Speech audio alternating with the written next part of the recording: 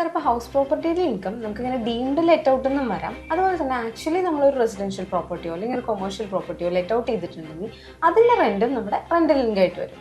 ഇത്തരം വരുന്ന ഈ ഇൻകത്തിൽ നമുക്ക് എന്തെങ്കിലും ഡിഡക്ഷൻസ് ഇൻകം ടാക്സ് അലോ ചെയ്ത് തരുന്നുണ്ടോ? ഇൻകം ടാക്സ് ഡിഡക്ഷൻസ് അലവ് ചെയ്യുന്നുണ്ട്.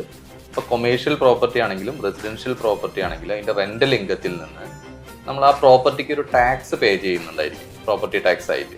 ആ പ്രോപ്പർട്ടി ടാക്സ് നമുക്ക് കുറയ്ക്കാവുന്നതാണ്. അത് ആക്ച്വലി എത്രയാണോ പേ ചെയ്തിട്ടുള്ളത് ആ പ്രോപ്പർട്ടി ടാക്സ് നമുക്ക് കുറയ്ക്കാൻ പറ്റും. പിന്നെ അഡീഷണൽ ആയിട്ട് നമുക്കൊരു 30%, നമ്മൾ റെൻ്റൽ ഇൻകം റിസീവ് ചെയ്തതിൻ്റെ ഒരു 30% നമുക്ക് റിപ്പയേഴ്സിനായിട്ട് ഒരു അഡോക് ഡിഡക്ഷനായിട്ട് നമുക്ക് കുറയ്ക്കാം. അത് കഴിഞ്ഞുള്ള ഇൻകമാണ് നോർമലി ടാക്സ് ചെയ്യുന്നത്. ഇനി അതിന് പുറമെ ഇപ്പോൾ നമുക്ക് ഈ പ്രോപ്പർട്ടി നമ്മൾ ബിൽഡ് ചെയ്തിട്ടുള്ളത്, കൺസ്ട്രക്ട് ചെയ്യുകയോ അല്ലെങ്കിൽ പർച്ചേസ് ചെയ്യുകയോ ചെയ്തിട്ടുള്ളത് ബോറോഡ് ഫണ്ട് ഉപയോഗിച്ചിട്ടാണെങ്കിൽ നമുക്ക് ആ ഇൻട്രസ്റ്റിൻ്റെ എമൗണ്ടും നമുക്ക് ഈ റെൻ്റൽ ഇൻകത്തിൽ നിന്ന് കുറയ്ക്കാവുന്നതാണ്. അതിന് ലിമിറ്റ് ഇല്ല, എത്ര ഇൻട്രസ്റ്റ് ഉണ്ടോ അത്ര ഇൻട്രസ്റ്റ് നമുക്ക് കുറയ്ക്കാവുന്നതാണ്. അപ്പോൾ അത് കഴിഞ്ഞുള്ളതാണ് നമ്മുടെ നെറ്റ് ഇൻകമായിട്ട് കണക്കാക്കുക, ഹൗസ് പ്രോപ്പർട്ടി എന്നുള്ള ഇൻകമായിട്ട് കണക്കാക്കുക. അതുമൂലമാണ് നമ്മൾ ടാക്സ് കൊടുക്കേണ്ടിയും വരുള്ളൂ.